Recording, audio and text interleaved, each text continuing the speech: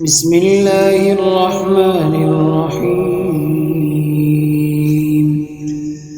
الحمد لله الذي له ما في السماوات وما في الأرض وله الحمد في الآخرة وهو الحكيم الخبير.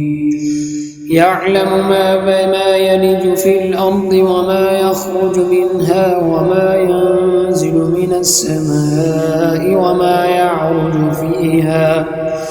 وهو الرحيم الغفور. وقال الذين كفروا لا تأتينا الساعة قل بلى وربي لتأتينكم عالم الغيب لا يعزب عنه مثقال ذرة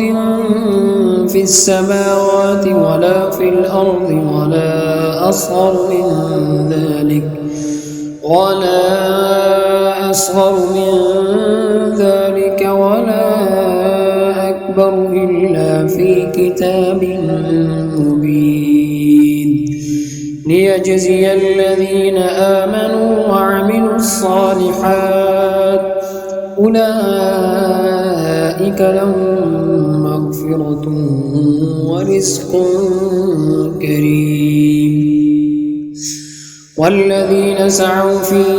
آياتنا معاجزين أولئك لهم عذاب من رجز أليم.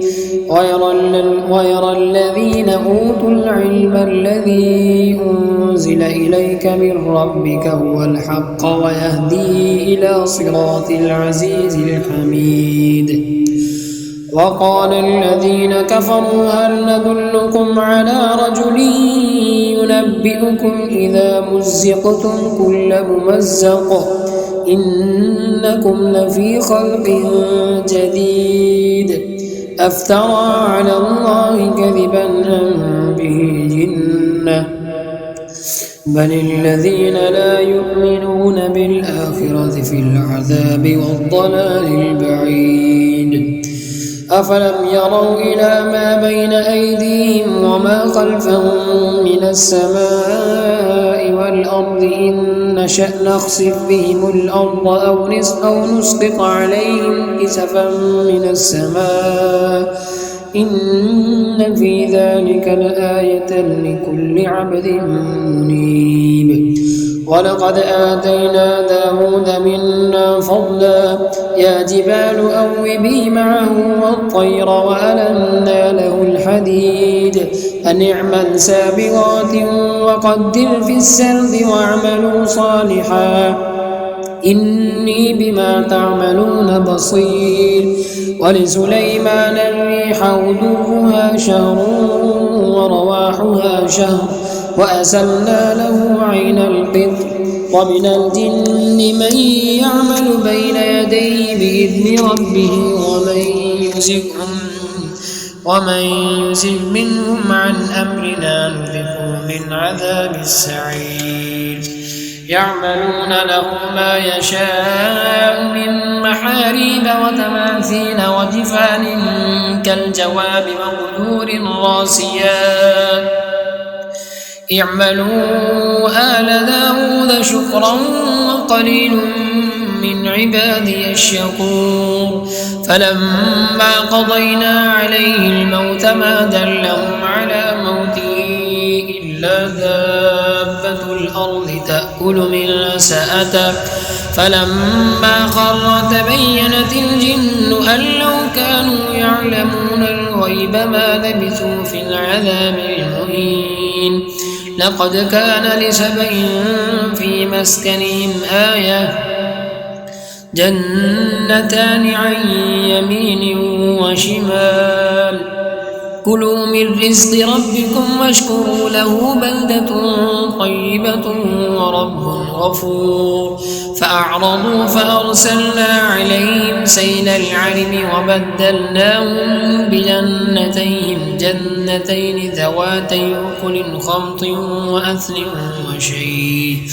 وأثل وشيء من سدر قليل ذلك جزيناهم بما كفروا وهل نجازي إلا الكفور. وجعلنا بينهم وبين القرى التي باركنا فيها قرى ظاهرة وقدرنا فيها السير سيروا فيها ليالي وأياما آمنين فقالوا ربنا باعد بين أسفارنا وظلموا أنفسهم فجعلناهم أحاديث ومزقناهم كل ممزق إن في ذلك لآيات لكل صبار شكور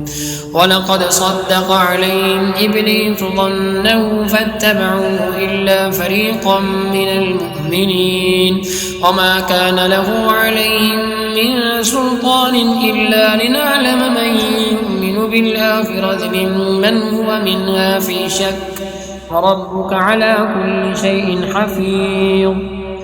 قل ادعوا الذين زعمتم من دون الله لا يملكون مثقال ذرة